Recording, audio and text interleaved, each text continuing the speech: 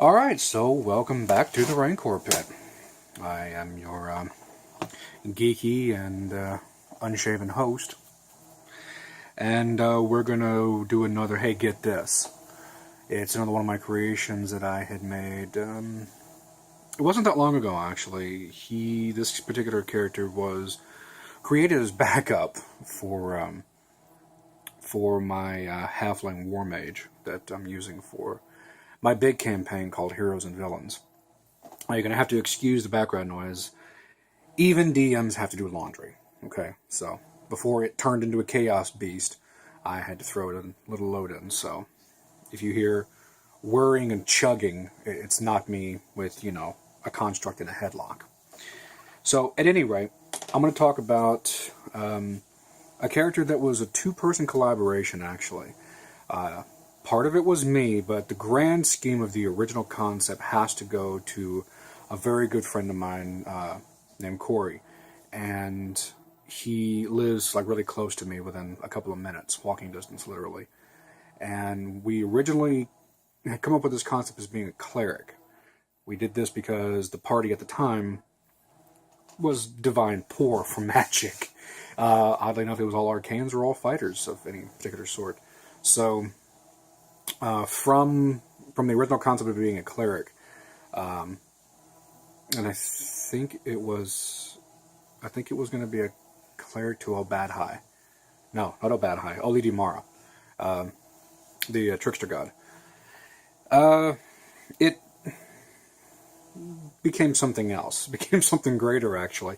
With the name stuck immediately, and the concept for him stuck immediately. I just had to modify it to more what I was looking for.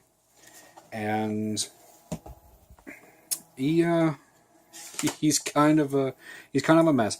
And it's going to be a lot of fun actually getting the chance to sorry, just getting my notes together. Getting a chance to actually play him, and it may very well be fairly soon, depending on what happens. So, let me tell you a little tale of an individual called Zuzedon Tophammer. If you're geeky enough and a fan of music, you'll have picked up where this is going.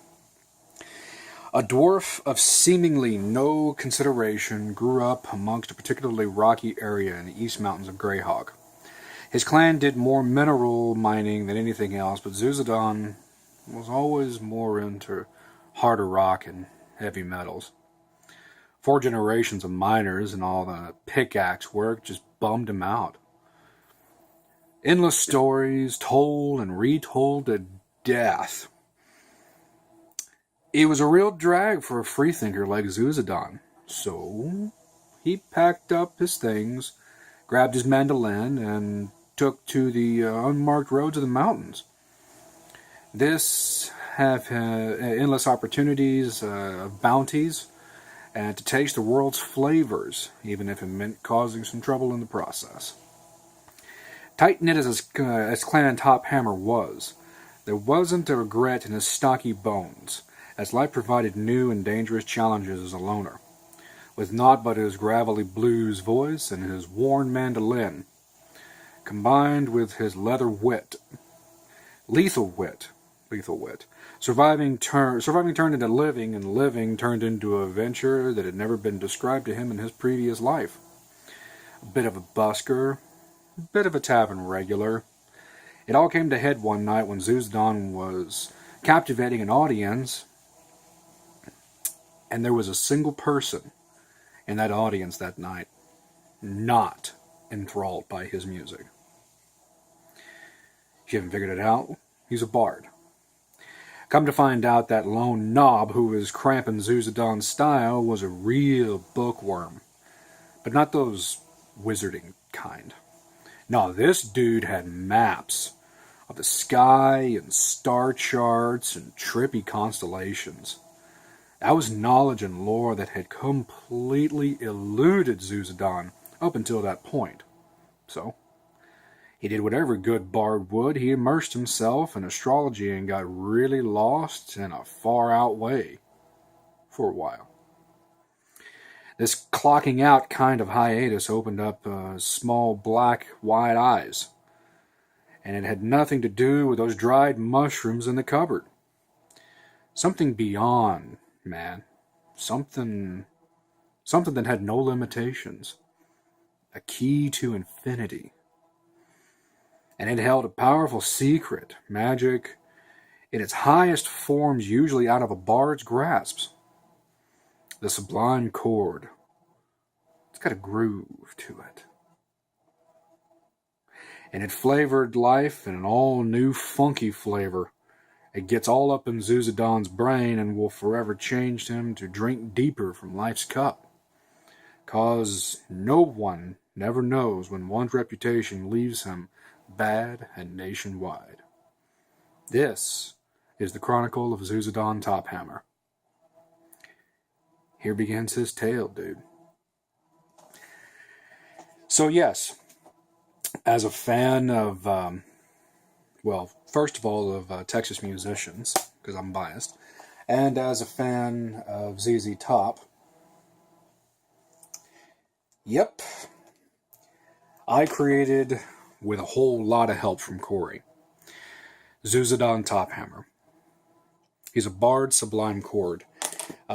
His split actually is 9 and 5. So he's a pretty decent level bard. And the reason I'm doing him on Hey Get This is because of the way I actually ended up building him as a bard. It's pretty unique. I've never done anything like this, and I did accept something I don't normally accept into my campaigns for this. Because it looked right, it sounded right. When I broke down the mechanics, the price, and everything else, it was right. So, what I let in, obviously it seems a little biased because it's my character, but whenever things end up coming from like D&D Wiki, a lot of the homebrew can be way out there and really unbalanced, but this one I would allow anyone to take as long as it, either they can get a hold of it to make it or can get a hold of it to buy it. I mean, it's not that difficult. I searched and searched, and I found what really, really matched with a dwarf bard. Obviously modeled after Billy Gibson from ZZ Top. It's it's a mandolin.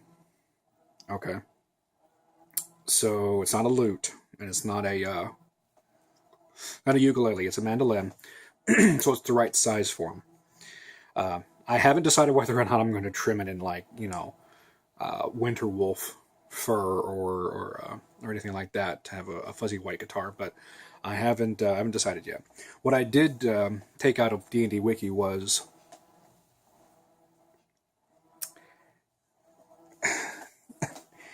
it's called the electric mandolin.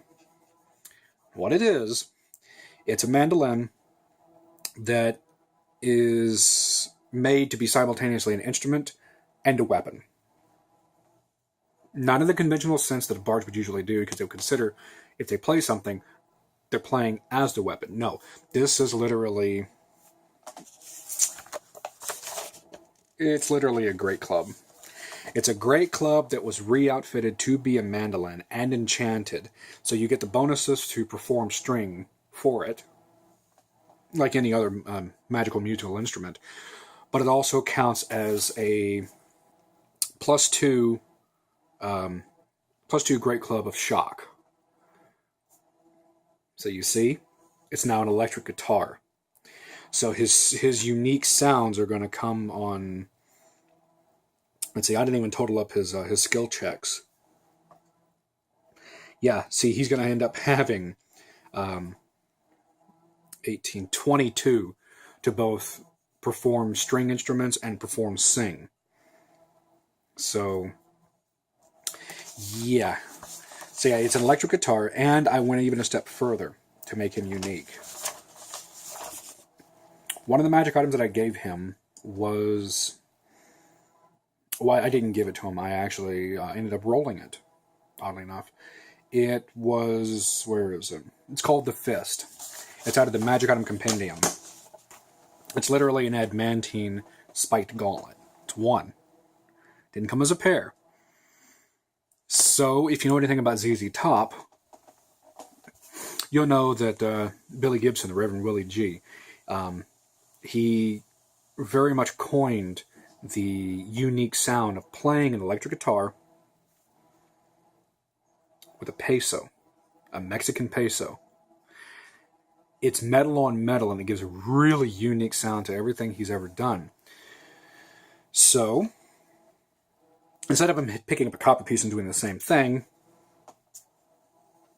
he's going to wear it on his playing hand. So he's going to have a adamantine +1 adamantine spike gauntlet on his primary hand, and he'll be able to play an electric mandolin. It's going to be a really fun concept to actually get into motion. And the other thing that made him really unique was whenever I went to go choose his bard spells, I picked quite a few out of the spell compendium, as opposed to, looking around Player's Handbook, the Player's 2, the Complete Arcane, the Complete Mage, the Complete Warrior, Complete Scoundrel, Complete Champion, Complete Adventurer. I did comb those books to get some other unique spells to make them more, widely utilitarian, as any good bard should. But I chose a number of really good spell compendium spells, and it'll give him actually a better edge whenever utilitarian needs come around. And he, of course, he has some healing abilities through his spells. But as a Sublime Chord, they are far more powerful than any bard that can ever walk the D&D world can be, because then they start getting access to 7th, 8th, and 9th level spells. That's where their real power comes in. As a Sublime Chord is you get, now it's only through the sorcerer spells and whatnot, and wizard spells, but he'll be able to have a lot tougher spells. And granted, he only has like 1 7th level spell, but it's also called Glass Strike. So it came out of the spell compendium. It was a pretty powerful spell, considering what it does. It literally turns you crystalline, and then what good bard doesn't have access to some sort of shout ability? So you can picture that bit of nonsense. Zuzedon's going to be a lot of fun to actually get a chance to play test, because of all the background and thought that was put into him, and I get to character act a bit. I didn't want his backstory to come across as severe, like Tommy Chong burnout. I did want to kind of have that kind of like real mellow attitude, and that's what I'm going to end up playing him as, is really kind of like an old burnout, like hippie burnout. But I have watched a number of interviews with all of the band members from ZZ Top, and I kind of get a gist how they would answer certain things. So from that, I'm just going to pull that and then use it. Yeah, use it like a character note. Use it to give this guy a lot more flavor than normal. And yeah, I might get a chance to actually use him in the big game, the Heroes and Villains game, which, by the way, we're not playing this Sunday. This Sunday we're going to be starting. We'll be starting the other big game that I have in mind, that I've been building for quite some time. I mentioned that I world builded Carnival and a couple of vlogs ago, and that world had a city that I created. Well, I didn't make it, but it had no legend key, so I made a legend key and then put some backstory behind it, so it's kind of mine. The party will be starting in a place called the City of Devika, and it will be in a steppes type area, surrounded by mountains to the north, snow hills and snow mountains to the south, a frozen cold marsh to the west, and a sheer cliff face to the east. And that's going to be Monster Mash. That's going to be all the big monster characters that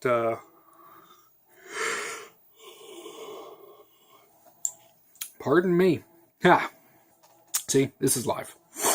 All the monster characters that I had my guys make up, that I basically only made them account for monster hit dice, not level adjustment, not challenge rating. So I gave them 12 levels. You had to at least take one level of monster, which means your monster had to be at least one hit die, right? So you couldn't be any of the base races. You couldn't be any of the El Cheapo monsters like goblins or anything. You actually had to take something that had hit dice. And you had 12 levels to work with. So you could take, a one hit die monster and 11 levels worth of something, and you will be basically where I need you to be, regardless of level adjustment, because I'm going to modify that as we go. The character I'm starting that game out with for me is Dugu, my Umber Hulk, that I got out of the Savage Species and then gave the Prestige class called Survivor to, which oddly enough came out of the Savage Species. It's really cool to pair the Survivor with a monster, because the Survivor literally gives no flavor. It gives some abilities. One of the biggest ones I get is like evasion, and of course rogues only get that. He has 4 levels out of his 5 for that Prestige class, so he's going to be able to take one more level than Survivor, and in that level span, I want to see where the party actually goes and who influences him how, to see what he's going to end up taking afterwards. So I've got kind of a blank slate, but I've got a really nice character made up, and I'm really happy with how Dugu came out. That's D-U-G-U, by the way. Anyway, vlog's running long. Sorry about the yawn. Again, this is all immediate uploads from my phone, so it's live. Deal.